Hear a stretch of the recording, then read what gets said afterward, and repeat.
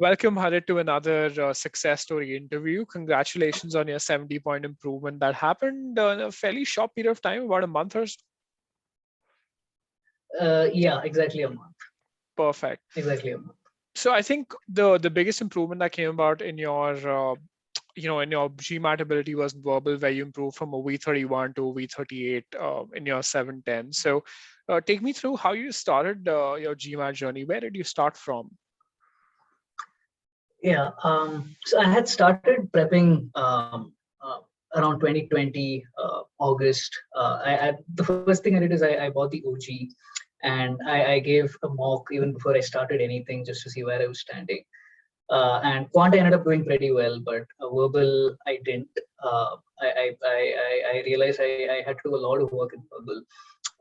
So I bought the OG. I started solving OGs, just solving the questions without really learning anything. Yeah. And then I realized there is a big dearth of formal writing that I had. The way I speak and the way I'm expected to write in formal English, there was a huge gap.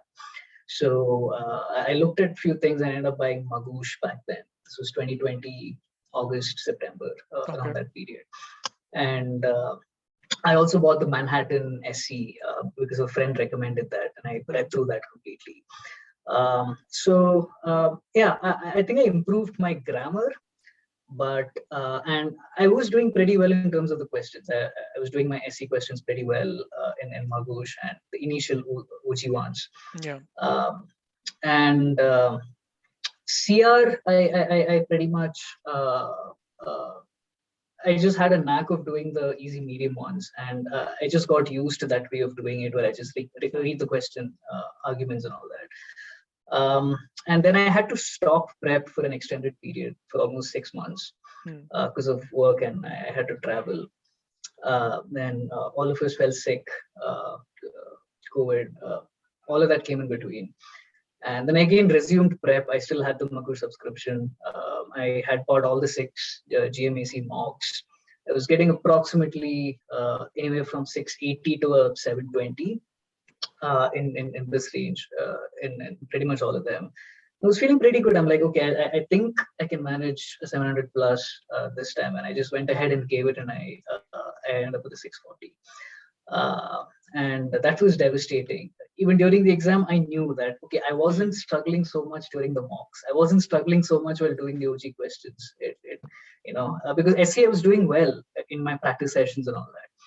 And clearly something was seriously wrong. And the worst part is I didn't know what. It's okay to know that something is wrong, but you don't know what is wrong.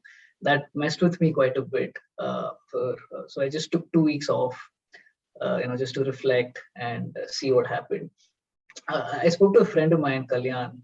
He's in Darden right now, and he got like I think a 730 or 740, and he had used e-GMAT about a year or 2 back, and that was a life-changing thing for him because he had given it once with a 670 or something. Then he bumped that up to a 730.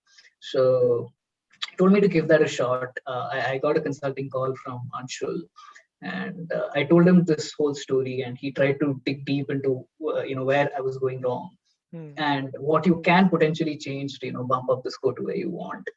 And that sort of gave me a nice feeling about it. I'm like, okay, now at least I know what I want to work on. Yeah. And then I bought the course. Just one second. So let's talk a little bit about this call, right? Because not a lot of people do these consulting calls before you kind of buy a course. They just tell you, listen, please buy the course and we'll talk later. How important do you think it was for you at that given point of time when you got a 640, you're figuring out what went wrong, to have that call? So I wanted to know where I was going wrong, and I'd already bought course, right? I'd already bought a course, I already bought books. I had OG, the official material. I bought mocks. So I didn't just want to buy another thing because I tried that before. So I want to know where I was going wrong. And I think Anshul focused a lot on that. He checked my mocks. He asked what mocks I was getting. He checked even my GMAC club major part of my quant prep was through GMAT club mocks, Hmm. and he was checking my scores there. And he said, this is what you need to work on, and this is where you are going wrong. That's not the right way to do it. And if you can try something like this, and that'll help a lot. And so he focused more on what I need as rather than uh, just making it more generic. It was very customized. Got it. And yeah, that helped a lot. Got it. So you bought the course now, and I know that you've used it to some extent. So I want to talk about, I mean, this, I usually talk to a lot of people about, what was your experience with Magoosh? What was your experience with OG? What was your experience with the e-GMAT course? And please share your honest reviews about each one of them and, how it helped or didn't help. So the first product I used was Magoosh. Actually, the first product I used was the OG. And OG was end of the day just a question bank. I realized too late that the right approach is not to just start solving questions. And then that's when I subscribed to Magoosh.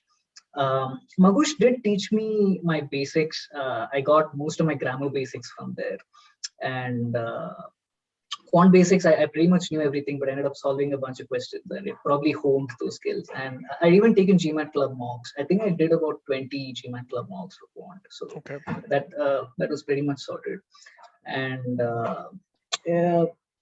the huge difference I found was in CR. There was a big difference between the type of questions I was facing there and the type of questions in the OG.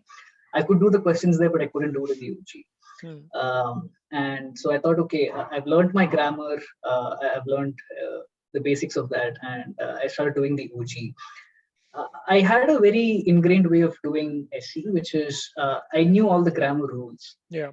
Right. So I'll just look at a question, and if I pretty much knew all the idioms, so I'll just see, okay, so this is, so I can see a parallelism structure here, ing, so I need an ing verb modifier here. Yeah. And okay, the subject, this is the subject, this is plural, okay, which option has the plural verb, cancel everything else. Yeah. So I didn't even used to read the whole sentence. I'll just glance the whole thing, I'll remember all the rules, and I'll just cancel most of the options, I'll pick an answer and go on. And honestly, I was surprised that worked. Right now, in hindsight, I'm surprised that used to work for those questions. Yeah. But that bit me during the actual exam, because clearly this didn't work during the first attempt. So it wasn't just knowing grammar, and that was a huge change which e-GMAT brought to me, because the way I approached a sentence correction question itself changed. Because you guys were like, forget grammar, forget everything. Just take the sentence, just understand the meaning first. And I realized that there were multiple options which had the exact same correct grammar, and my strategy never worked, because idioms are right, my subject verb agreement is right, parallelism is perfect. Where can you possibly go wrong, right? And like something even simple,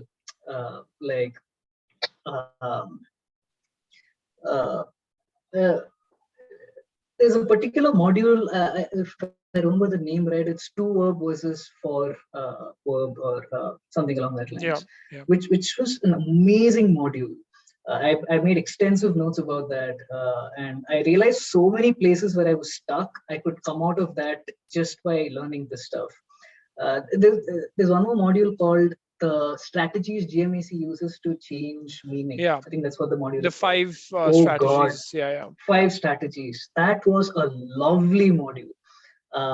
Because again, I used to remember places where I was stuck, and I never knew why I was stuck.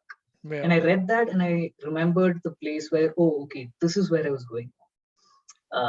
So I pretty much had to rewire the way I approached that problem from, just glancing, remembering grammar, applying that, canceling, picking an option, to reading it, knowing the meaning, and then going ahead with the process. So that transition is what pretty much helped me the most. Got it. This kind of reminds me of the movie The Matrix, because when Neo meets Morpheus, he kind of offers him 2 pills, right? A blue pill and a red pill. And I feel like our course is that other pill that you need to make the choice to accept what we're teaching, and then kind of that's Mhm. when you can see the real way to solve things. And that for me kind of shows you the right way to solve an SE question, because all your life you've known one way. Then you suddenly have the e-GMAT course Mhm. coming and telling you, listen, that's all wrong. That's not the way to do it. Yeah, Yeah, I was just it's yeah, got it. it's harder to relearn something rather than just learning it for the first Yeah, time. absolutely. Absolutely. So yeah, that's SC, and of course, I think you've did the course, and you also did practice, I think, about 160, 170 odd questions, and you did that you did in Scholaranium. How did that kind of prepare you better for SC? So Scholaranium, the way I approached it is I spent a lot of time after I took a test. I think an SC Scholaranium test was about 15 minutes, Yeah, yeah, one cementing quiz. And I used to spend about almost 40 to 50 minutes just reviewing every single question, whether it's right or wrong. And because, like I said, I had to rewire how I approached the problem. So even in the initial Scholaranium, I found myself going back to my old method. So it took me like, at least 4 to 5 quizzes to force myself to, come out of that bucket and enter the bucket of wait. I need to do this process. I need to understand the meaning first. mm, And then I have to deconstruct the sentence, do the error analysis. So I spent a lot of time redoing the questions after a quiz, and I used to watch the videos. got it. Uh, so that's how I use Scholaranium. I Understood. used a lot of practice quizzes as well, which those application quizzes where there's a Yeah, question, answer, and then yeah, the explanation. I solution. used to Yeah, do those. yeah. Understood. Understood. I think that's pretty fair, because and a lot of people have this problem that, listen, I've done so badly on a cementing quiz, everything I've learned is a lie. Well, that's not the case. It takes some time to kind of get used to that. But talk to me about CR and RC as well. Like, you were already pretty good at CR and RC. Did you take away something new or interesting into your next test? RC and CR, yes. So I didn't have the time to go through the entire course because I had to give it in like 3 to 4 weeks. And I actually wanted to because I realized how much SC benefited me. But I realized that I need to quickly move on. So I picked few elements. Like I was quite weak at assumption questions, so I did that module. Yeah. And one habit which I changed while approaching CR questions is I never used to write stuff when I read a CR question. I should just read and then jump right in. But again, through few process, those application quizzes I used to do. I think I did most of the application Yeah. quizzes. And one thing I learned is just read and write down, like especially if it's a quant problem. And a lot of the options will have questions like rate or the population, the The rate growth. changed by so Yeah. much, Yeah. growth rate. And there were so many traps around that I used to fall into. So I learned to make notes that, okay, let the population be n. The statement says 60%, so let this be 0.6 n. And then I used to divide the two. And then even before I looked at the answer, I pretty much knew what the answer Yeah. was. So that changed. I started making summaries for CR questions. Okay. Okay. Um, RC also something very similar. I never used to. CR, one more thing. One of my weak areas was boldface questions. Hmm. And you guys have a strategy where, you tabulate it and then Yeah. you try to decide what is the relationship and what is the sentence one, sentence two. Even though that takes time, I think it really helps in solving the question. If we can fasten that process with practice, you can clearly do a boldface in like a minute and a half to 2 minutes. Yeah. So subtle variations here and there in the way I approached the process again. Got it. Uh, so even RC, I never used to make summaries and all that. I just used to read the whole passage, and I was pretty okay with. I was pretty comfortable understanding a passage. But again, after doing few questions, I realized I have to make summaries for RC. So I started making notes. I segregated that into a para 1, para 2, para 3. Hmm. And even before I read the question, I used to pre-think.